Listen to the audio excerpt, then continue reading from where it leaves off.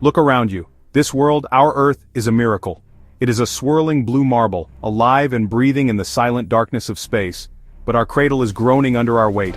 The air we breathe, once crisp and clean, now often hangs heavy with a gray haze. The smoke from a million fires, the exhaust from a billion journeys, all rise to choke the sky. We have built monuments of steel and glass that scrape the heavens, but at what cost? Our ambition has left a scar on the very planet that gave us life, a wound that deepens with every passing day. The warmth we once cherished now feels like a slow fever. The polar ice, ancient and majestic, weeps into the sea. The oceans, those vast, mysterious depths that hold the secrets of our origins, are rising. They reclaim the shores where our cities stand, a quiet, relentless advance against our concrete kingdoms. Storms that once were rare now batter our coasts with terrifying frequency, their fury a reflection of the imbalance we have created. We are living through a change, a profound and unsettling shift in the rhythm of our world. The earth is speaking to us, floods, droughts, fire. Are we listening? Turn your gaze to our cities. They are marvels of human ingenuity, but they are also crowded, each seeking a small piece of the sky. We yearn for space, for peace, for a horizon that isn't blocked by another building. Now lift your eyes from the troubled earth. Look up past the haze and the city lights into the deep, unending night. Out there in the silent velvet blackness is a spectacle of unimaginable grandeur. The universe is a vast cosmic ocean. For as long as we have been human, we have stared into that abyss with wonder and fear. It is a place of breathtaking beauty and of terrifying power, a realm where the rules of our everyday lives do not apply. It is the ultimate frontier. Imagine what you are seeing. Those tiny twinkling lights are not just lights, they are suns, just like our own. Many are far larger and far brighter, burning with fires that have lasted billions of years. They gather in immense swirling cities of stars, galaxies. Our Milky Way is one of hundreds of billions, containing countless suns and perhaps countless worlds. They drift through the void, separated by distances our minds can barely grasp. The light from our nearest galactic neighbor has been traveling for over 2 million years to reach us. But the universe is not just light, it is also profound mystery and darkness. There are cosmic clouds, nebulae, where stars are born now, forged in crucibles of gas and dust. And there are places where stars have died, places where gravity becomes so absolute that nothing, not even light, can escape. A reminder that creation and destruction are two sides of the same cosmic coin. The dream of leaving our world is as old as the myths of gods and flying chariots. But for us, it is no longer a myth. It is a reality we are building, piece by piece, with fire and steel and unbreakable courage. Imagine the vessel that will take us there. It is not the cramped capsule of our pioneering ancestors. It is a new kind of ark, a sleek, gleaming ship, designed not just for a journey, but for a voyage. Its engines do not burn fuel in a violent explosion.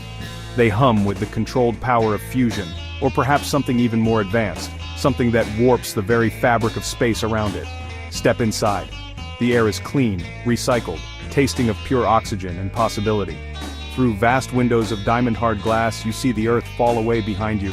It shrinks from a world into a ball, a swirl of blue, white, and green. The cities you knew, the mountains you climbed, the oceans you swam, they all merge into a single beautiful whole. There is no sense of borders from up here. There is only one earth, one home, and you are leaving it behind. For decades we have been listening. We have built giant ears of metal and wire, pointed them at the heavens, straining to hear a signal from the silence. We have scanned the skies with powerful telescopes, searching for telltale signs of a world like our own. Most of the time, the universe answered with the quiet hiss of cosmic background radiation. We found worlds of burning gas, worlds of frozen rock, worlds baked by the searing heat of their suns. Countless planets, none felt like home. Then, one day, something changes. Deep in data streams from Kepler, or a far more powerful successor, an anomaly appears.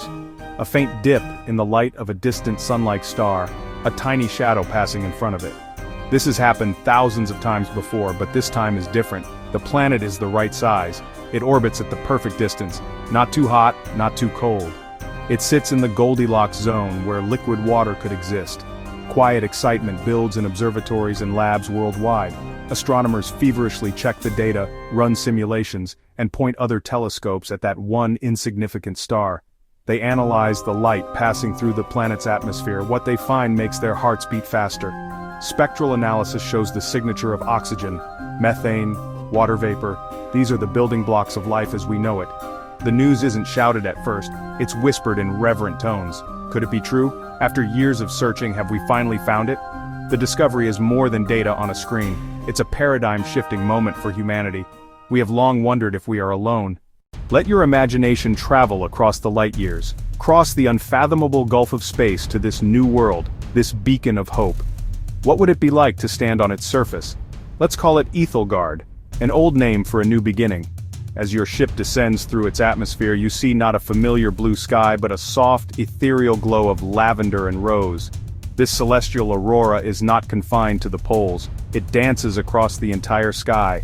A permanent silent symphony of light caused by the unique radiation of its parent star interacting with a rich, oxygenated atmosphere. The land below is a vibrant tapestry of impossible colors. The forests are not the familiar greens of Earth. Instead, the foliage is a deep, shimmering indigo, almost black in the shadows.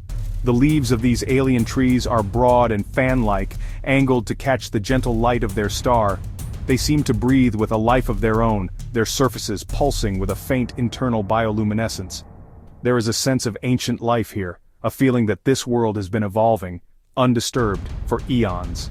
The air is thick with the scent of damp earth and something else, something sweet and floral, entirely alien. And then you see the oceans. They are not blue but a stunning clear turquoise, so transparent that you can see the strange geometric shapes of underwater flora many fathoms below. The waves that break upon the shores of black volcanic sand do so with a slow, gentle rhythm, as if the planet itself has a slower heartbeat than Earth. There are no signs of cities, no roads, no scars of industry. There is only the pristine, untouched beauty of a world in its infancy, or perhaps a world that has found a perfect, lasting balance. But the most stunning sight is the sign of life. It's not an animal, not yet. It is the flora. At night, the indigo forests come alive. The bioluminescence you noticed during the day intensifies and the entire landscape begins to glow with a soft, blue-green light. The forest floor is carpeted with mosses that pulse in coordinated, rhythmic waves of light like a slow-motion firefly display. It is a silent, living network, a planetary-scale communication system we cannot yet comprehend. This is not just a habitable world. This is a living world. We now hold two images in our minds. In one hand, we see Earth.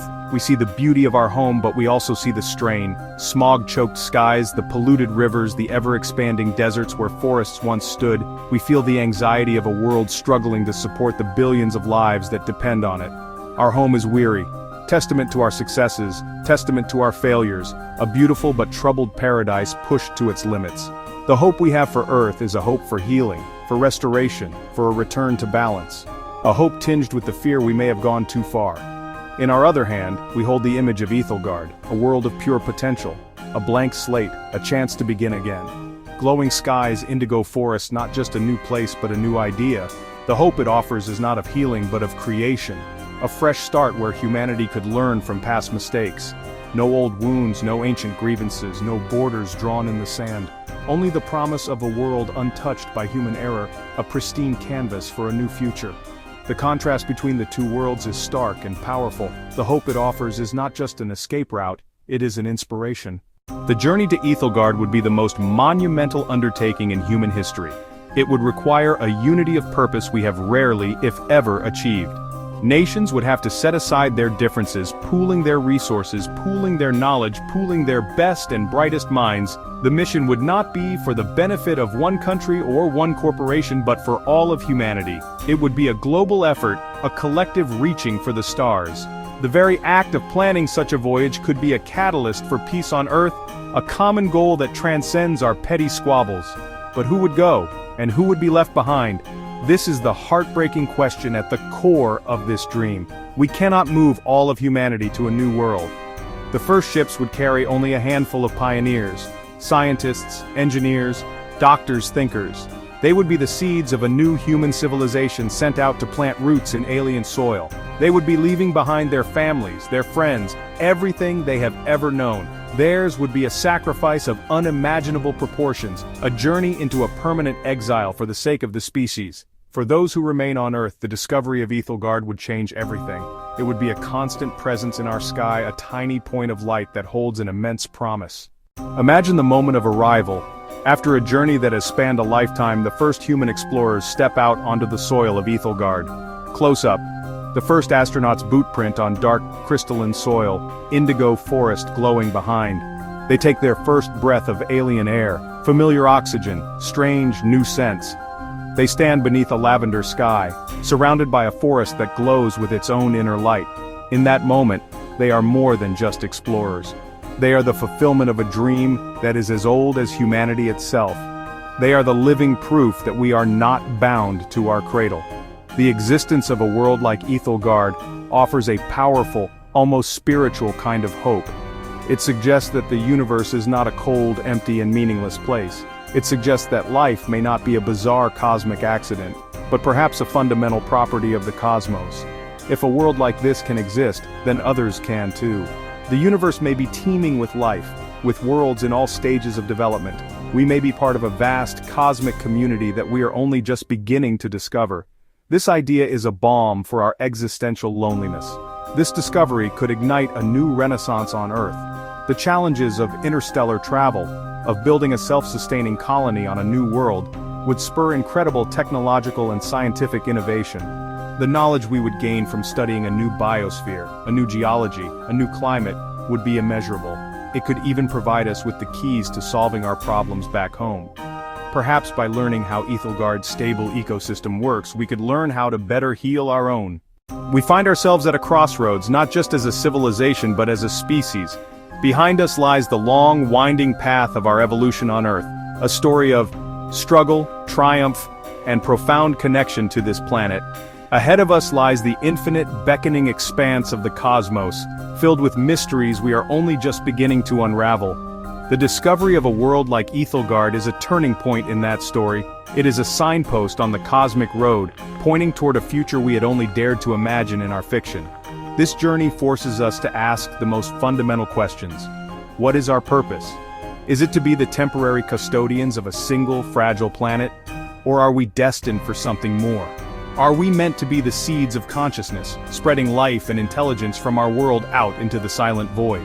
The challenges we face on Earth, our changing climate, our dwindling resources, can be seen not as a death sentence, but as a catalyst.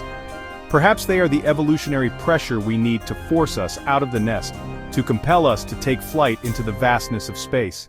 The future is not a binary choice between saving Earth or escaping to a new world. Perhaps the two are intertwined. Perhaps our destiny is to become a two-world species, with our roots still firmly planted in the soil of our mother planet, while our branches reach out to the light of a new sun. Humanity could become a bridge between two worlds, sharing knowledge, sharing resources, and sharing life itself.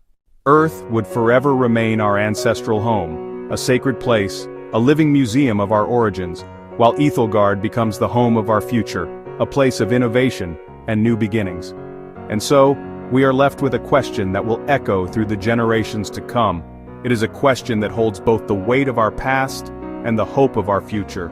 It is a question that will define who we are and what we will become.